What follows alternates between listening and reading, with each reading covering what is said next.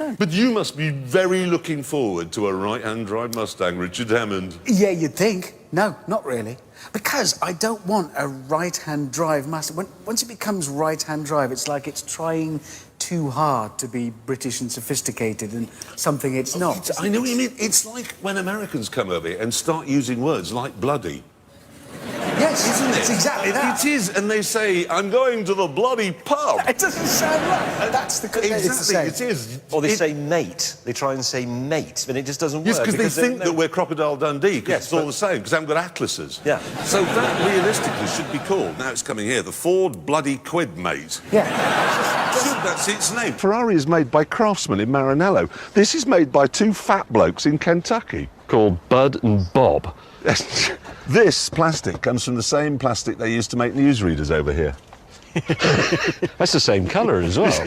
And if I can liken the whole global car industry to the human body, Toyota is the brain, Aston Martin is the face, Cadillac is the stomach. And Alfa Romeo, as we discovered last week, that's the heart and soul. I am a bit worried about this bit, though. But with being in an American car and everything, it's a corner. If you gave a European engineer 8,300cc to play with, he'd come up with a damn sight more than 500 brake horsepower. We can get that much these days from a pencil sharpener. And also, European cars are rather less ostentatious and vulgar. We grew out of chrome wheels in 1972, except in Cheshire, perhaps. It's the all-American Roadster. Apart from the bits that are German, which is quite a lot of the underneath stuff, in fact, because this Chrysler is based on the old Mercedes SLK. And that's not a very good recipe, to be honest, because the old SLK was a bit naff, and the Americans can't build cars. They especially can't do interiors for some reason. I mean, this centre console's been finished off with a tin of that silver aerosol paint you get from Halfords, and that glove box lid, that looks like it came off a larder in the 1970s or something. They really have dropped a bit of an Eastern Bloc with that one. My right leg is on the American continent, my left leg is on the European continent. So, my right side wants a burger and my left side wants an espresso. The Americans have announced their green car of the year. Oh, good, it'll be a Toyota Prius. So Isn't.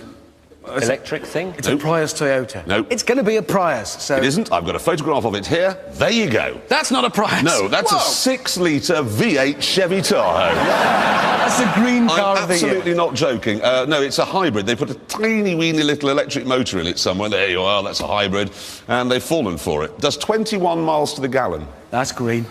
It is very green. Actually, the funniest thing is the judges for this, OK? Do you want to know who the judges are? The American Green Car of the Year. One of them was Jay Leno. Oh, he hates cars. Yes, apart from his large collection of Ferraris and Porsches, he hates them. Yeah.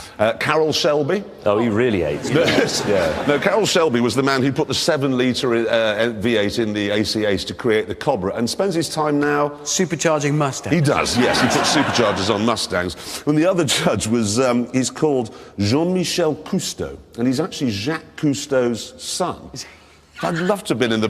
when they were discussing it. Shut up, you goddamn Frenchy, cheese-eating surrender monkey. Poor bloke, when he walked in that room. Yeah. It's going to be very exciting. I'm a judge, and they were there drinking petrol and I know. supercharging their chair. Because Shelby would be going, I know what a hybrid is. It's like country and western. How big's your engine?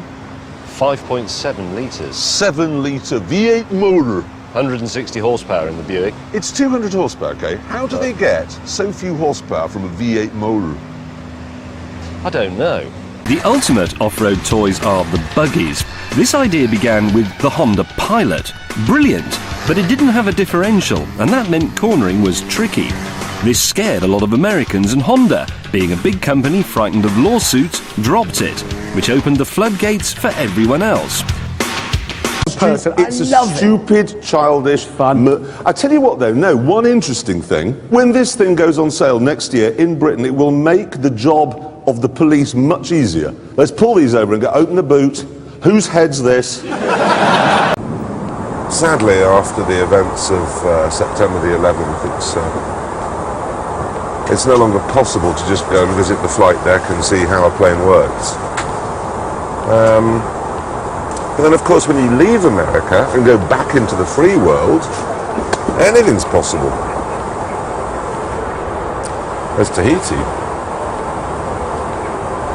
You see, Lotus already had disc brake technology by then, but they wouldn't put it on a car that was ordered by an American because they thought the Yanks would nick the technology. Hammond, Yes? do you own a gun? Why? Have you found the little cubbyhole behind the sat-nav screen in there? Here it is. Yes, I found it. That's where you put your pistol and your Bible. Support the troops, God bless America.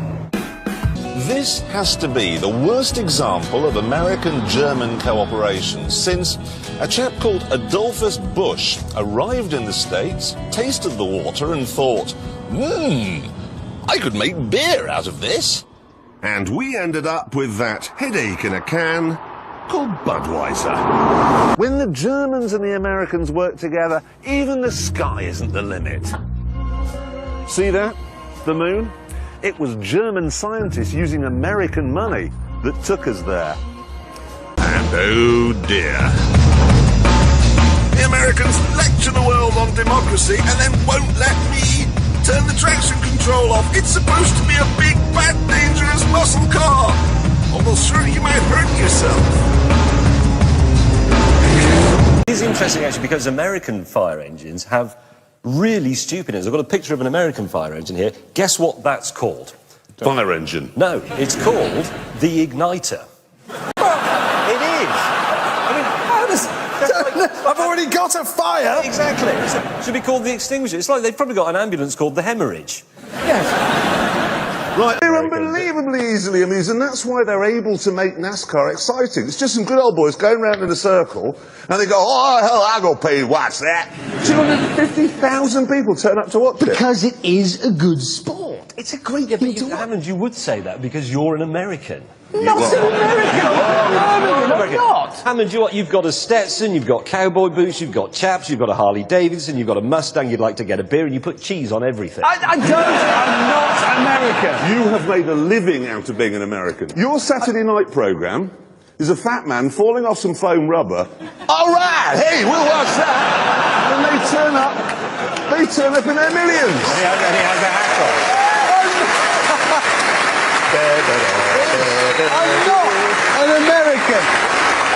Look, Hammond, I wish the Americans ran a decent sport. If they got Formula One, it would be fantastic because they would say, look, let's have sprinklers coming on at random points during the race, and that would be fantastic. And there'd be no more stewards' inquiries, and there'd be no more of this, oh, you've got a 10-second drive-by penalty, because that just ruins the race. They say, OK, Hamilton and Massa, you don't get on after the race, in your boxes, on the winner's podium, slug it out. Yeah.